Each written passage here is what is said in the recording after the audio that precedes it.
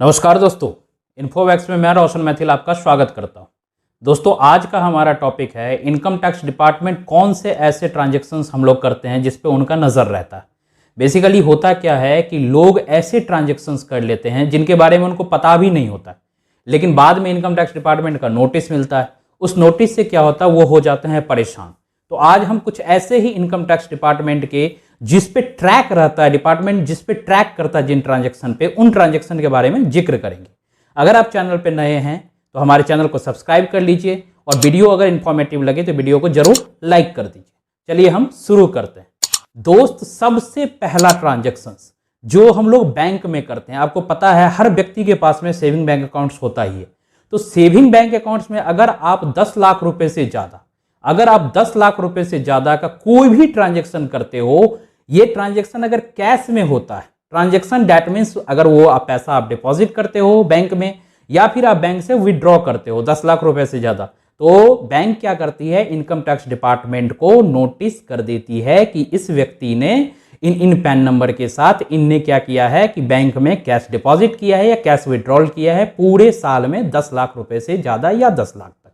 पहली बात। दूसरा जो ट्रांजैक्शन है दोस्त, वो करंट अकाउंट में है। करंट अकाउंट की क्या ट्रांजैक्शन है, ठीक जहां पे सेविंग बैंक अकाउंट में आपको 10 लाख रुपए की लिमिट दी गई है, वैसे ही करंट अकाउंट में आपको 50 लाख रुपए की लिमिट दी गई है। अगर आप किसी भी करंट अकाउंट में, अगर आप व्यापारी हो तो आपके पास में करंट अकाउंट होगा, तो अगर आप व्यापार करने के कारण किसी भी करंट अकाउंट में पूरे वर्ष में, पूरे जो फाइनेंशियल ईयर आपकी चल रही है, पूरे फाइनेंशियल ईयर में अगर आपने 50 लाख रुपए से ज्यादा कैश डिपॉजिट अगर किया है या कैश विड्रॉल किया है या दोनों मिला करके ऐसा काम किया है,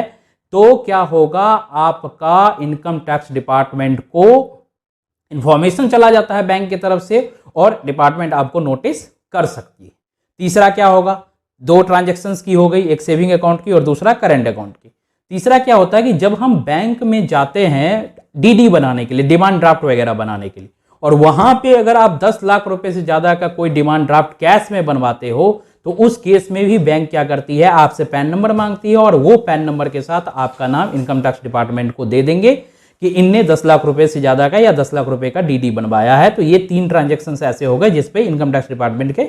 ध्यान रहते हैं। चौथा ट्रांजैक्शन क्या है, अगर कोई भी आप इमूवेबल प्रॉपर्टी परचेज करते हो। इमूवेबल प्रॉपर्टी का मतलब क्या होता है दोस्त, ऐसा प्रॉपर्टी जो एक स्थान पे है वहीं रहेगा, जैसे लैंड हो गया, बिल्डिंग हो गया, कोई स्ट्रक्चर्ड मशीन है जिसको आप कहीं एक दूसरे जगह नहीं ले जा सकते हो। तो ऐसे इमूवेबल प्रॉपर्टी अगर आप परचेज कर रहे हो जिसकी रजिस्ट्री होती है, तो रजिस्ट्रार क्या करता है कि जैसे 30 लाख से ज्यादा का अगर आपने कोई भी परचेज किया है तो वो क्या करेंगे, इनकम टैक्स डिपार्टमेंट को नोटिस कर देंगे। 30 लाख से कम का अगर परचेज आपने किया है तो वो नहीं करेंगे। इसमें क्या होता है, इस चीज को ध्यान रखिएगा हमेशा, इसमें या तो आप कैश में कर रहे हैं परचेज या फिर आप परचेज डिजिटल फॉर्म में कर रहे हैं, एनईएफटी कर रहे हैं या चेक दे रहे हैं, आरटीजीएस कर रहे हैं या कुछ और भी तरीके से ट्रांसफर कर रहे हैं, फिर भी क्या करेगा डिपार्टमेंट, आपको इस चीज का नोटिस जो रजिस्ट्रार होता है वो डिपार्टमेंट को भेज देता है और डिपार्टमेंट फिर देखा गया कि आपने क्या किया है इस चीज को। तो इमूवेबल प्रॉपर्टी के लिए हो गया। पांचवा जो हमारा ट्रांजेक्शन है दोस्त, वो है क्रेडिट कार्ड के लिए। अगर किसी भी क्रेडिट कार्ड का पेमेंट कैश में आपने 1 लाख रुपए से ज्यादा किया है, कैश में अगर आपने 1 लाख रुपए से ज्यादा क्रेडिट कार्ड का पेमेंट किया है, या फिर कैश छोड़ करके डिजिटल फॉर्म में भी अगर 10 लाख रुपए से ज्यादा का आपने ट्रांजैक्शन किया है किसी भी क्रेडिट कार्ड को और उसका पेमेंट किया है, तो क्रेडिट कार्ड डिपार्टमेंट जो होती है, जो भी क्रेडिट कार्ड आपको इशू किया है, वो क्रेडिट कार्ड बैंक जो होगी वो इनकम टैक्स डिपार्टमेंट को दे देगी इंफॉर्मेशन और इनकम टैक्स डिपार्टमेंट फिर आपको नोटिस कर सकते हैं।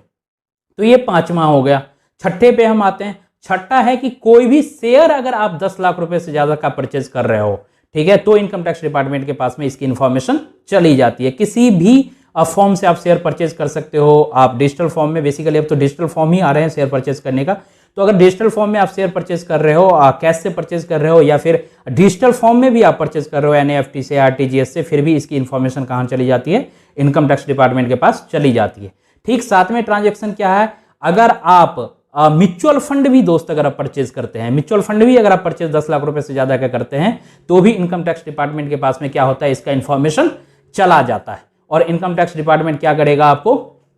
नोटिस कर सकता है। अगर हम 8वें ट्रांजैक्शन पे आते हैं, तो 8वां ट्रांजैक्शन है हमारा दोस्त एफडी। अगर आप कोई फिक्स डिपॉजिट करते हैं 10 लाख रुपए से ज्यादा, चाहे वो कैश डिपॉजिट हो चाहे आप उसको डिजिटल फॉर्म में डिपॉजिट कर रहे हैं, फिर भी इनकम टैक्स डिपार्टमेंट के पास में इसका इंफॉर्मेशन चला जाता है। लेकिन यहीं पे एक चीज आप ध्यान रखिएगा, अगर 10 लाख रुपए का रिन्यूअल है फिक्स्ड डिपॉजिट का, मान लो एक बार आपने फिक्स्ड डिपॉजिट किया और फिक्स्ड डिपॉजिट 4 साल या 5 साल के लिए आपने किया या 3 साल के लिए किया, और वो फिक्स्ड डिपॉजिट अब मैच्योर हो गई है, टूट रही है, फिर भी आपको मन कर रहा है कि नहीं इसको फिर से मैं डिपॉजिट कर देता हूं, रिन्यूअल कर देता हूं उस चीज को, तो वो इंफॉर्मेशन डिपार्टमेंट के पास में नहीं जाता, वो इंफॉर्मेशन बैंक डिपार्टमेंट के पास में नहीं भेजता है। और जो हमारा आखिरी है, और आखिरी भी कह सकते हैं इसको और सबसे इंपॉर्टेंट भी कह सकते हैं, वो इसलिए क्योंकि जो इन स्पेसिफिक चीजों में नहीं आता है वो आता है गवर्नमेंट के जनरल ट्रांजैक्शन में। अगर किसी भी प्रकार के जनरल ट्रांजैक्शन, कोई चीज आप परचेज करते हो जिसमें 2 लाख रुपए से ज्यादा अगर आप कैश पेमेंट कर देते हो, 2 लाख या 2 लाख रुपए से ज्यादा अगर आप कैश पेमेंट कर देते हो, तो जिनको आप कैश पेमेंट करते हो वो क्या करते हैं, जब उनकी ऑडिट होती है तो वो डिपार्टमेंट को आपका पैन नंबर दे करके आपके बारे में इन्फॉर्म कर देगा कि इनने 2 लाख रुपए हमको पेमेंट किया था। तो इस तरीके से भी आपको इनकम टैक्स डिपार्टमेंट के पास में इंफॉर्मेशन चला जाता है। जैसे मान लो आपने ज्वेलरी खरीदा 2 लाख रुपए का, ठीक है, और ज्वेलरी परचेज करने के बाद क्या होगा कि आप उनको कैश दे दिया, तो वो क्या करेंगे, ज्वेलरी वाला पहले तो आपको मना करेंगे कि वो कैश में पेमेंट नहीं लेंगे। अगर फिर भी आपने उनको कैश में पेमेंट दे दिया तो वो आपका पैन नंबर ले लेते हैं और आपके पैन के साथ वो क्या करेंगे, आपने जो पैसे दिए हैं वो इन्फॉर्म कर देंगे इनकम टैक्स डिपार्टमेंट को। तो यहां से भी आपका जो ये ट्रांजैक्शन है वो इनकम टैक्स डिपार्टमेंट के पास में चला जाता है। बेसिकली इनकम टैक्स डिपार्टमेंट का जो मैकेनिज्म है ना दोस्त, ये मैकेनिज्म है कि आप बशर्ते आप इनसे क्या छुपा लोगे, आप इनकम को छुपा लोगे, लेकिन खर्चे को आप नहीं छुपा सकते हो। खर्चे हर जगह इन्होंने बैन कर रखा है। कोई भी अगर आप हाई वैल्यू ट्रांजैक्शंस कर रहे हैं तो वहां पे ये क्या करेंगे, आपको सीधे पकड़ लेंगे कि नहीं, खर्चे आप डिजिटल फॉर्म में करो तो ठीक है। कई जगह ऐसा है कि डिपार्टमेंट को नहीं जाता है नॉलेज इसका, लेकिन अगर आप खर्चे कैश फॉर्म में कर रहे हो तो बिल्कुल रिस्ट्रिक्ट कर दिए हैं कि 2 लाख रुपए से ज्यादा का कैश फॉर्म का कोई भी खर्चा अगर एक्यूमुलेट होकर के एक साथ अगर आप 2 लाख रुपए से ज्यादा का कैश परचेज कुछ भी कर रहे हो तो डिपार्टमेंट के पास में इसका नॉलेज चला जाता है। अब प्रश्न आता है कि डिपार्टमेंट के पास अगर इसका नॉलेज चला जाता है तो डिपार्टमेंट उसके बाद करता क्या? डिपार्टमेंट क्या करेगा,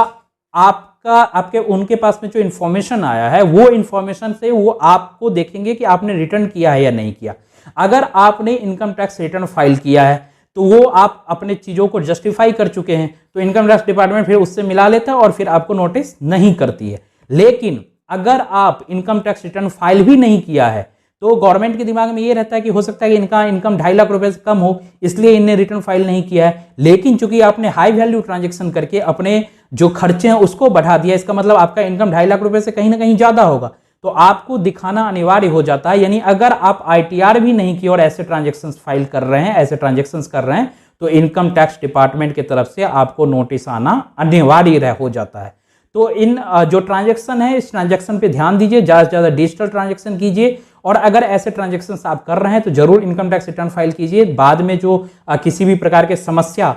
को झेलने से बेहतर है कि हम पहले आगे से बढ़ करके अपने देश की तरक्की में साथ दे सरकार का, और इनकम टैक्स समय से भरे, इनकम टैक्स रिटर्न फाइल भी करें समय से, और जो भी हमारा इनकम है, जो भी एक्सपेंसेस है उसको शो करें ताकि हम गवर्नमेंट को अपने इनकम को जस्टिफाई कर सके। आज का यही ट्रांजैक्शन था दोस्त। अगर ये वीडियो आपको इन्फॉर्मेटिव लगा तो जरूर हमारे चैनल को लाइक कर दीजिए, चैनल को सब्सक्राइब जरूर कीजिए ताकि जो भी अगला वीडियो आए वो आपको मिल सके, और बेल आइकन जरूर दबा लीजिए, क्योंकि बेल आइकन से क्या होता है कि आपको पता लगता है कि हमने कौन सा नया वीडियो डाला है। कोई अगर दोस्त हो जो इस चीज के बारे में जानना चाहता हूं तो उनके साथ जरूर शेयर कीजिए। धन्यवाद। जय हिंद, जय भारत।